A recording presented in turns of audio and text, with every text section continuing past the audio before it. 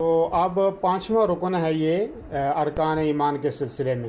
ارکان ایمان کے سلسلے میں یہ کون سا رکن ہے؟ پانچواں رکن ہے۔ یہ ہے آخرت کے دن پر ایمان لانا۔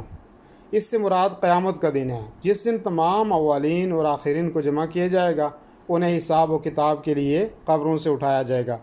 آخرت کے دن پر ایمان لانے سے مراد ہر اس چیز پر ایمان لانا ہے جو موت کے بعد واقع ہونے والی ہے، جیسے قبر کا عذاب ہے اور اس کی نعمت، اس کے بعد بعث بعد الموت ہے، حشر و نشر ہے، اعمال کی پیشی ہے، میزان کا قائم ہونا ہے، حوض نبوی صلی اللہ علیہ وسلم ہے، اور اسی طریقے سے پل صراط سے گزرنا ہے، اور شفاعت ہے۔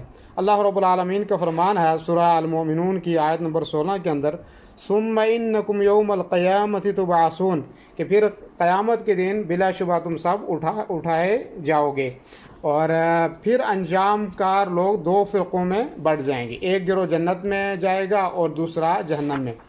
بندہ مسلمان پر یہ واجب ہوتا ہے کہ کتاب و سنت میں وارد آخرت کے دن سے متعلق تمام امور پر ایمان لائے۔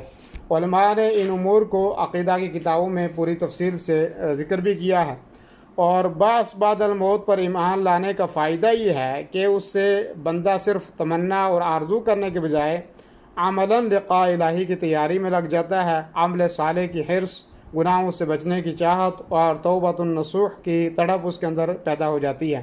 اللہ رب العالمین سورہ البقرہ کی آیت نمبر 281 کے اندر فرماتا ہے، وَاتَّقُوا يَوْمًا تُرْجَعُونَ فِيهِ إِلَى اللَّهِ ثُمَّ تُوَفَّى كُلُّ نَفْسٍ مَا كَسَبَتْ وَهُمْ لَا يُظْلَمُونَ، اور اس دن سے بچو جس میں تم سب اللہ کی طرف لوٹائے جاؤ گے، اور ہر شخص کو اس کے اعمال کا پورا بدلہ دیا جائے گا، اور ان پر ظلم نہیں کیا جائے گا۔ ابن عباس رضی اللہ عنہ اس آیت کے تعلق سے ذکر کرتے ہیں کہ یہ نزول کے اعتبار سے یہ قرآن کی سب سے آخری آیت ہے۔ اب یہ ہے کہ آخرت کے دن پر ایمان لانے کے ثمرات اور فوائد کیا ہیں؟ تو نمبر ایک کہ اس دن کے ثواب کی چاہت آدمی اپنے اندر رکھے، اور حرص میں اللہ کی اطاعت کرنا، اور اس دن کے عذاب اور عقاب کے خوف سے اللہ کی نافرمانی سے بچنا۔ نمبر دو یہ ہے کہ مومنوں کو دنیا کی جو آرائش و زیبائش نہیں مل پاتی، اس محرومی پر انہیں اس بات سے تسلی ملتی ہے کہ آخرت میں ان کے لیے نعمتوں کا گھر اور اخروی ثواب ہے۔